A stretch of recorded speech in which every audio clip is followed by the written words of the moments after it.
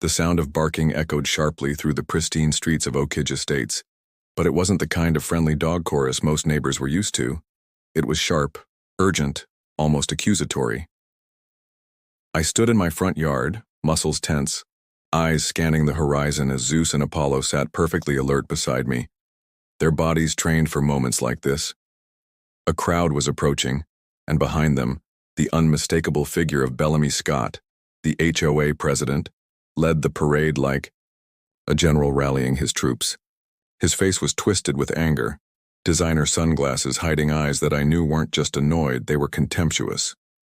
His perfectly polished Italian shoes stopped just short of my property line, a deliberate move to intimidate. But I could see through it. They called it Oak Ridge Estates, an exclusive neighborhood, a symbol of luxury.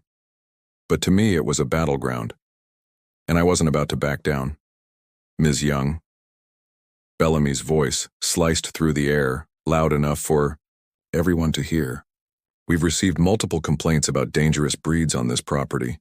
The HOA board has decided your dogs are a threat to our community. I felt my heart skip, not from fear but from a rush of adrenaline, the same feeling I'd get before a mission. Zeus and Apollo shifted slightly, muscles tense but calm, trained to stay alert but not react. They were more than just dogs.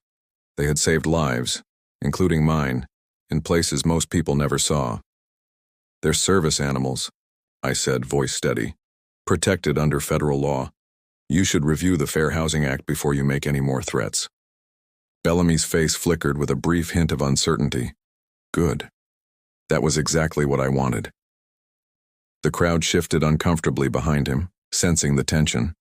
They'd been fed stories about the dangerous woman with her military dogs, but none had seen what I'd seen. These animals were gentle, trained, and loyal. He sneered, trying to regain control.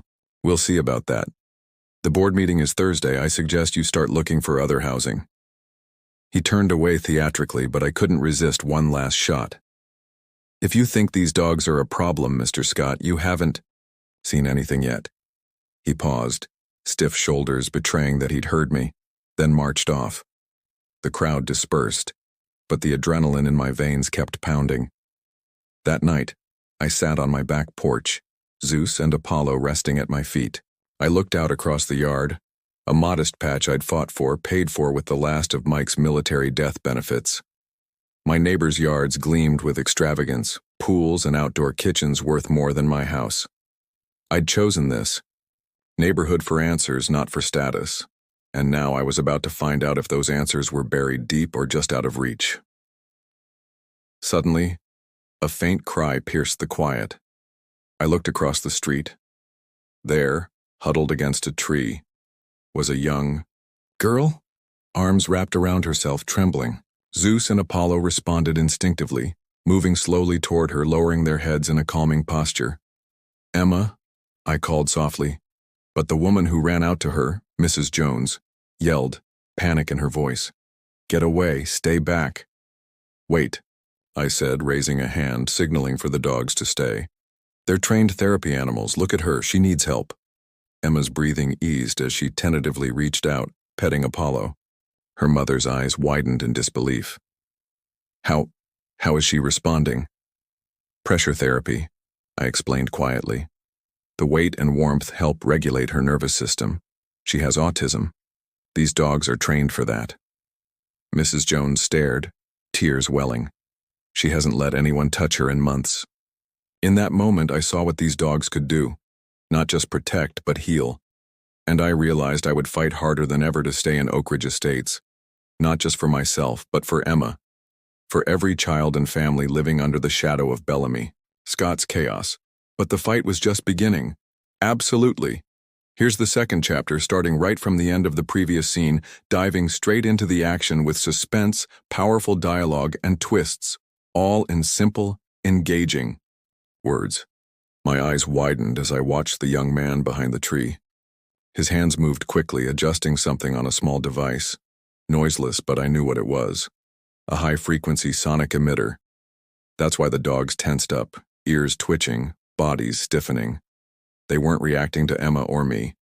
They We're fighting an unseen attack. Stay calm, I whispered urgently.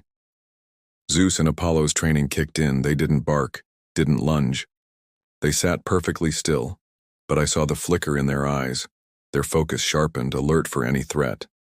Behind me, Bellamy Scott was rushing forward trying to shout orders, but I raised my voice. Everyone, step back.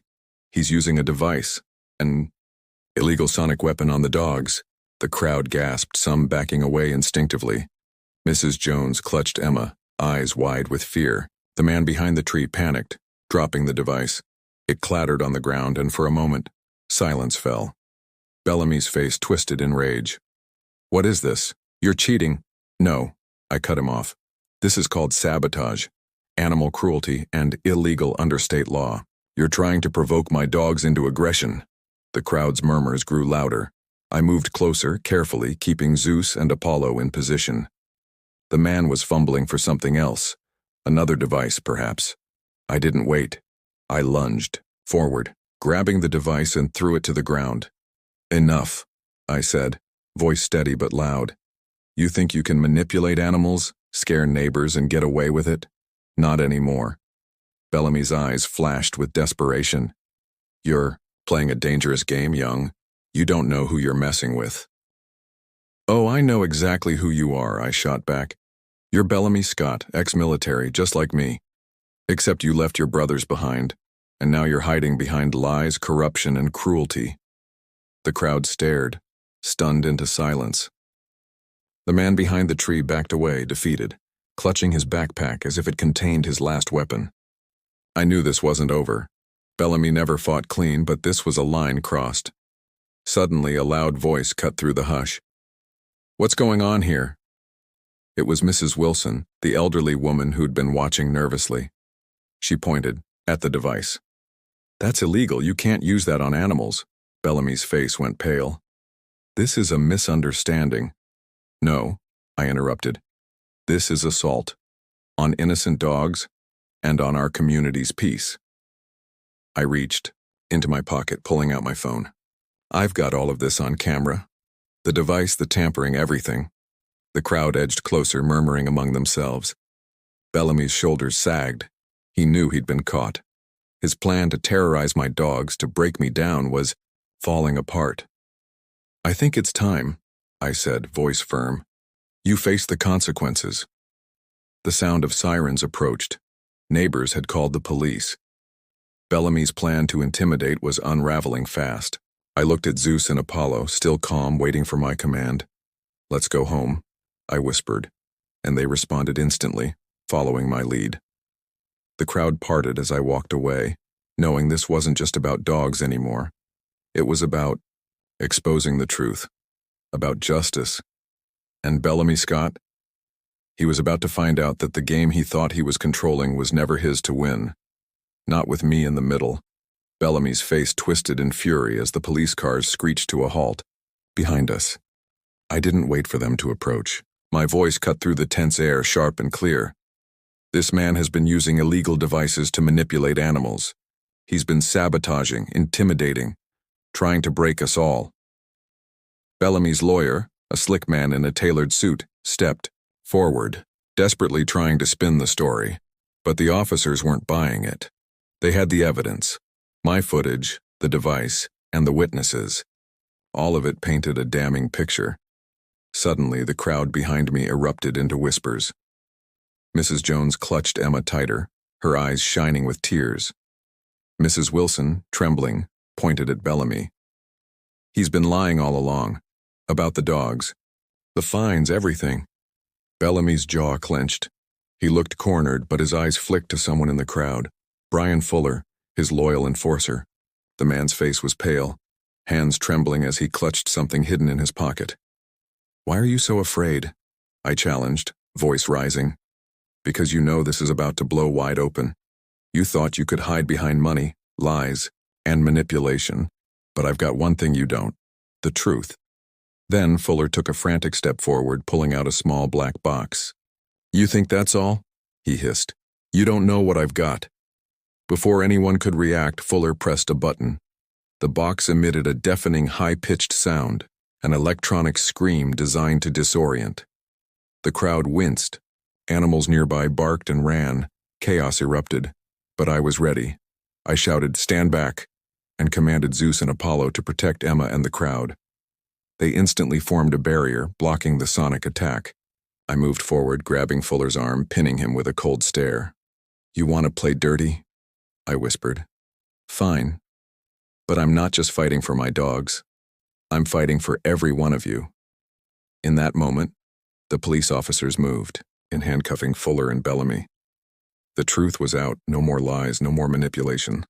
The crowd stared, stunned, as the real story unraveled. Bellamy's empire, built on deception and cruelty, was collapsing. His face, once full of arrogance, was now drained of color. The crowd's anger turned into collective outrage. They saw him for what he truly was, a criminal hiding behind a mask of respectability. Suddenly, from nowhere, a voice broke through the chaos. It was a young man from the crowd, holding a phone high. "This is going viral. Everyone's going to see what he's been doing." The realization hit hard. This wasn't just Oak Ridge Estates anymore. It was a turning point, justice broadcast to the world. Bellamy looked around, desperate. "You think you've won?" he spat. "This isn't over. I built this community. I control everything." I stepped closer, voice cold and unwavering. "No, Bellamy, you never built anything. You only destroyed. And now you're finally going to pay. Because the truth doesn't stay buried forever." The police led him away. As they disappeared into the distance, I turned to the crowd, my voice rising above the murmurs. "This isn't just about me or these dogs. It's about all of us, about standing up for what's right. Today we took back our community. Tomorrow we rebuild it, better, stronger, united." And as I looked at the faces around me, shocked, angry, hopeful, I knew one thing for certain. This was just the beginning. The real fight for Oak Ridge Estates had only just begun. And Bellamy Scott? He would never forget the day his empire of lies crumbled, not because of laws, but because of the unbreakable strength of people who refused to be silenced. Because sometimes, the greatest battles are fought not with guns or violence, but with truth. And truth, once unleashed, is unstoppable.